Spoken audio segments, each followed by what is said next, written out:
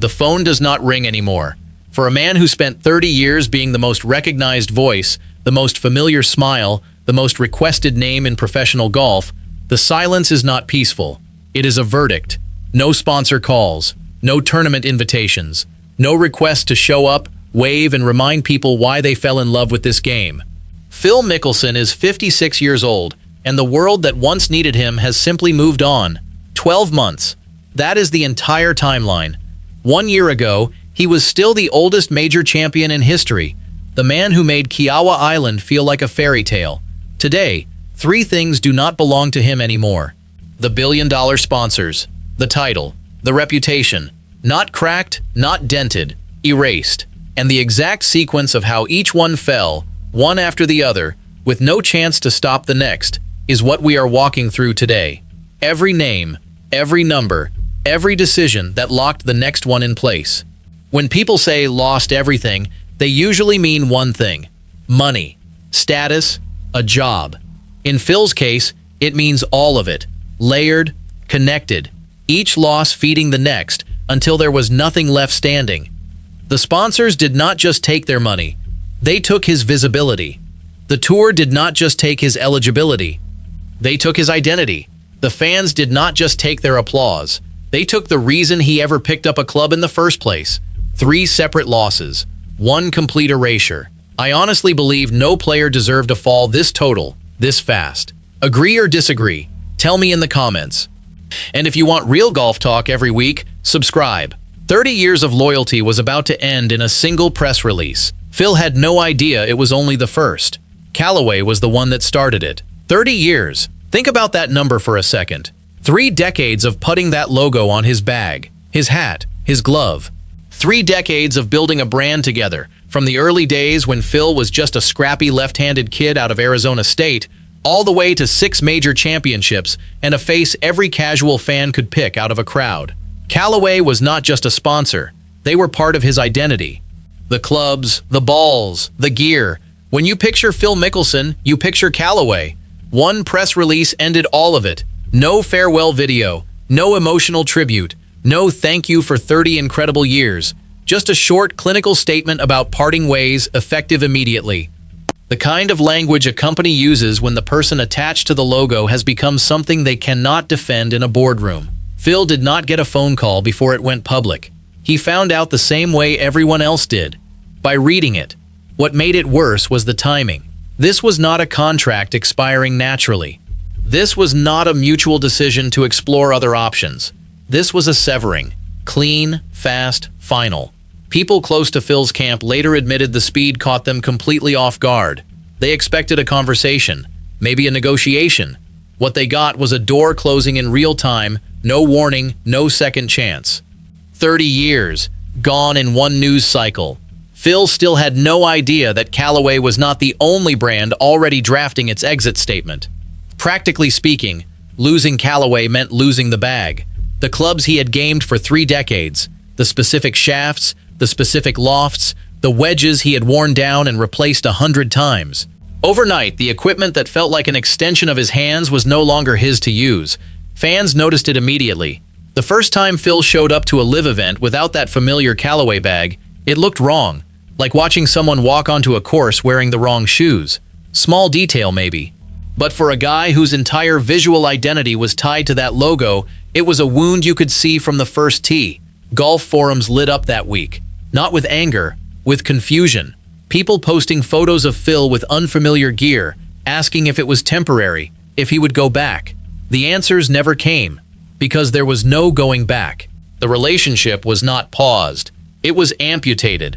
And every fan who had grown up watching Phil bomb drives with that Callaway driver had to adjust to a picture that no longer made sense. Callaway was business. The next one to leave was something Phil never expected to lose, because it had become part of who he was. KPMG had been on Phil's chest since the early 2000s. They were there for every major run, every Ryder Cup, every commercial where Phil flashed that goofy grin and made accounting look almost fun. More than the logo placement, KPMG was tied to his community work. Youth golf programs, scholarships, foundation events where Phil would spend 3 hours signing autographs for kids who had never held a club before. That connection made the cut feel surgical, personal, like losing a friend who decided one morning that knowing you was no longer worth the risk. Their statement was even shorter than Callaway's. 2 sentences. No gratitude. No acknowledgement of the years. Just a termination notice dressed in legal language. Phil reportedly told a close friend that night, they didn't even call. 20 years, and they couldn't pick up the phone. Whether that quote is verified or not, the sentiment spread through the golf world fast, because everyone watching understood the same thing. If KPMG could walk away from 20 years without a phone call, then nobody was safe. No relationship was too deep. No history was too long. The foundation events stopped within a month. 6 cities. Hundreds of kids in junior golf programs who had been told Phil's team would be there in the spring. The scholarships that were already promised, already budgeted, already counted on by families who had nothing else to lean on. Gone. Not paused, not restructured, gone. The people most affected by this were not Phil or his agents. They were 14-year-olds in public parks who had been handed a wedge and told someone believed in them. That stopped, quietly. No press release for them. What stung Phil most, according to people around him, was not the press release. It was the silence after. No follow-up, no explanation. No, we value what you did, but we have to protect the brand.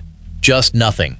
20 years of showing up to their corporate events, flying to their client dinners, smiling for their annual reports, and the only communication he received was a 2-sentence email from a legal department he had never spoken to. That is not how you end a friendship.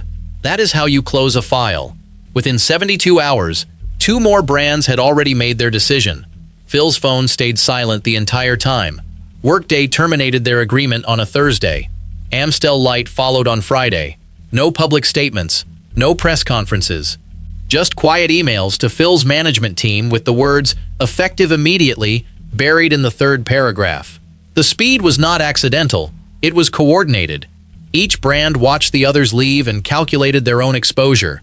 Staying one more day meant being the last name attached to the headline. Nobody wanted to be last. One sponsor still held on, and Phil believed it always would. 22 years of history, he thought, had to mean something. ExxonMobil waited 6 days longer than the others. 6 days of silence, while every other brand had already scrubbed Phil from their websites, their social media, their marketing decks. For 6 days, Phil's team believed there was still one anchor left. Then the statement came.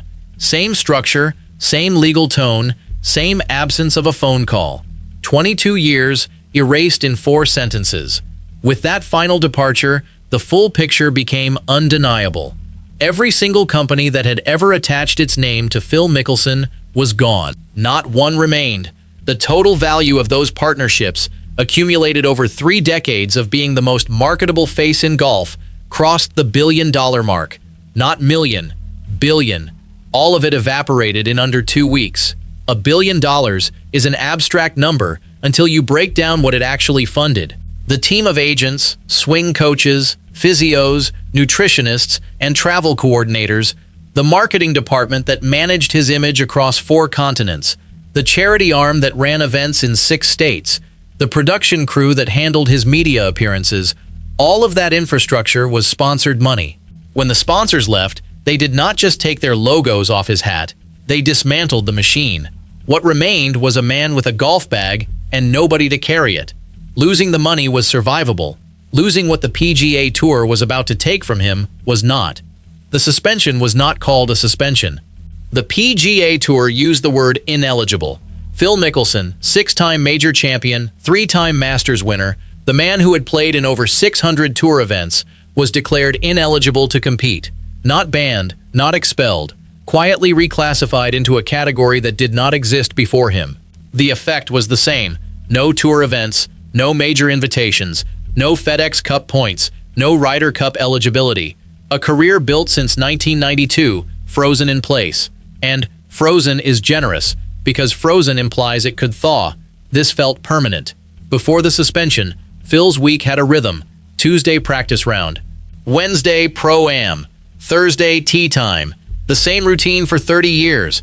The same locker room. The same handshake with the starter. The same walk from the parking lot to the first tee, while fans lined the ropes and called his name. After the suspension, Tuesdays became just Tuesdays. No practice round, no pro-am, no starter waiting with a handshake. Just a man in his house, looking at a calendar that used to be full and was now blank. 30 years of structure, replaced by nothing. Other players noticed. Some reached out privately. A text here, a quick phone call there, but nobody spoke publicly. Nobody stood up at a press conference and said, "This is wrong."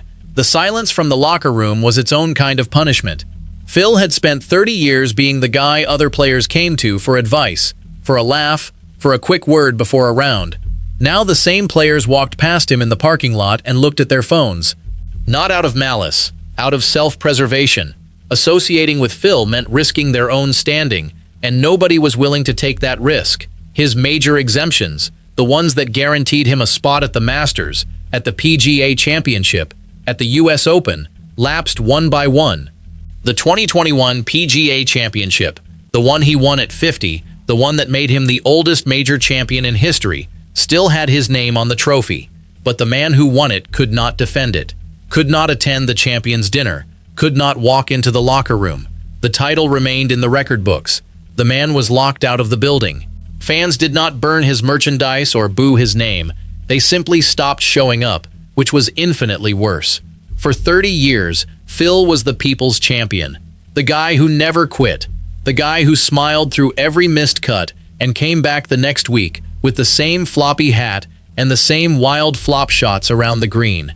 Fans loved him because he played like them, messy, creative, emotional, human.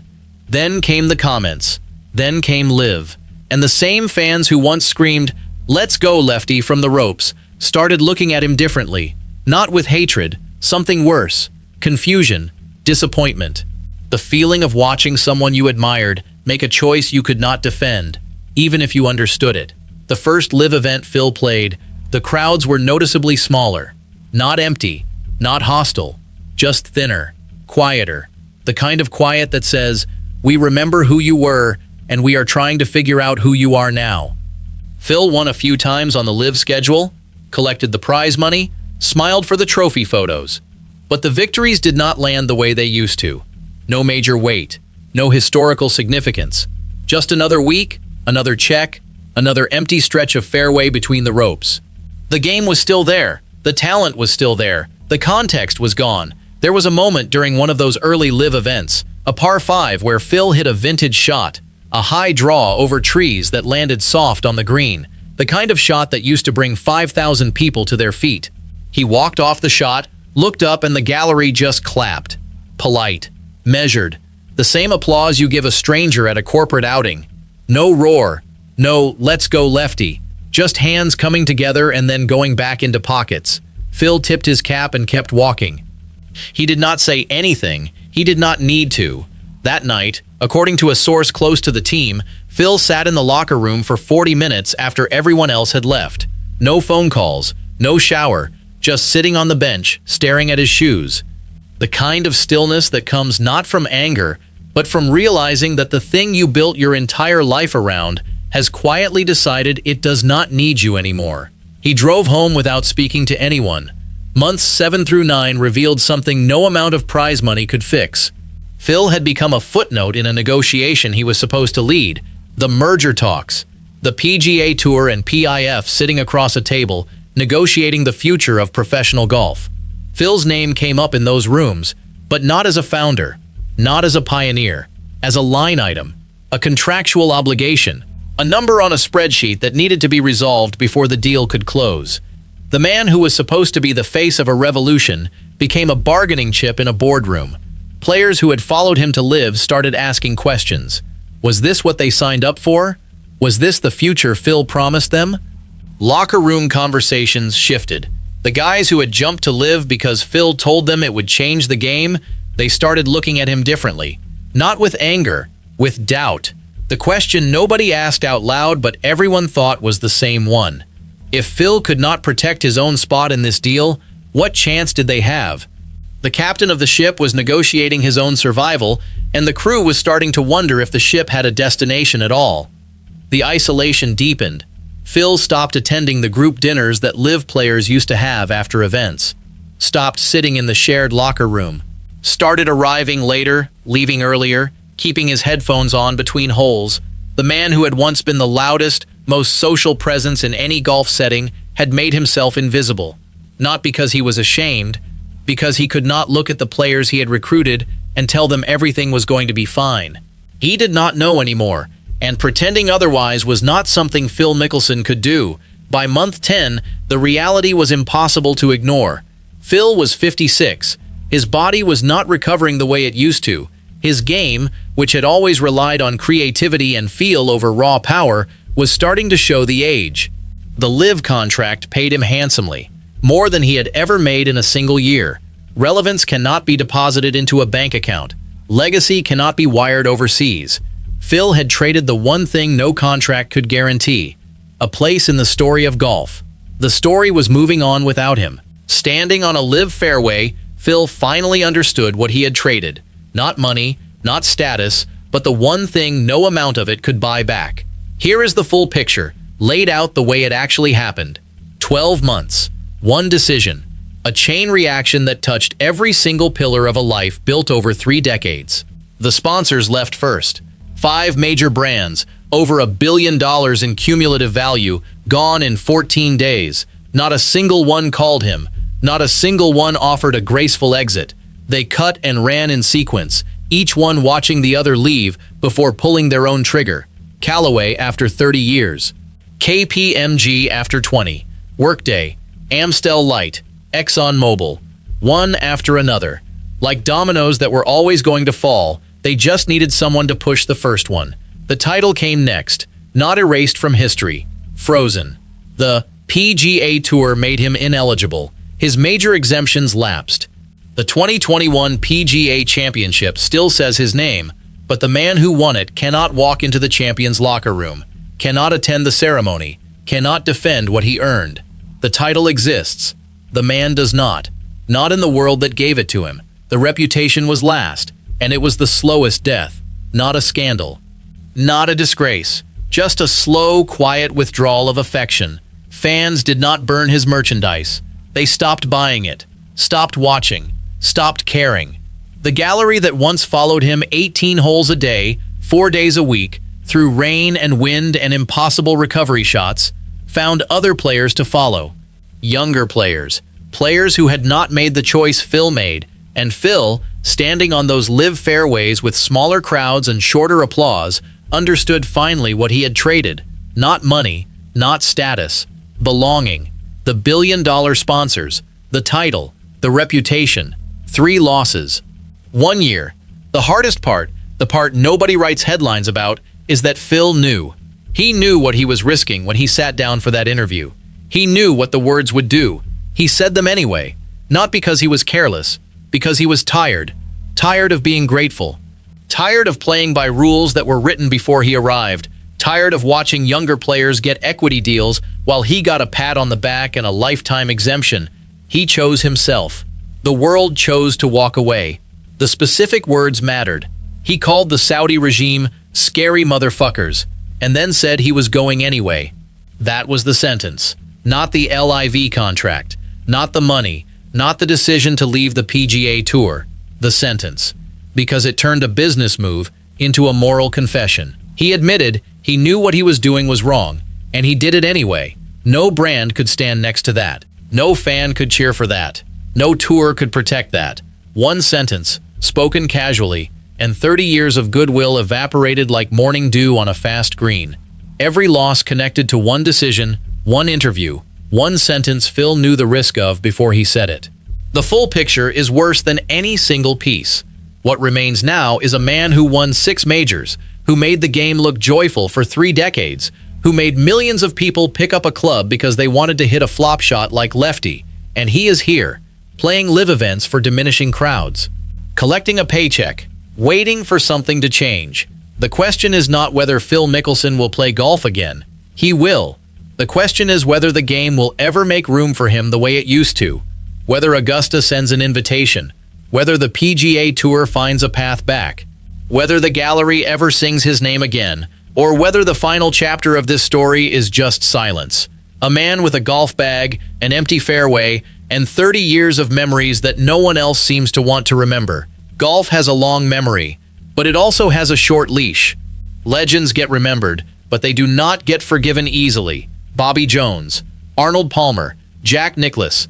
These names carry weight because they never made the game choose between them and its own integrity. Phil made the game choose, and the game chose itself. That is not cruelty, that is golf.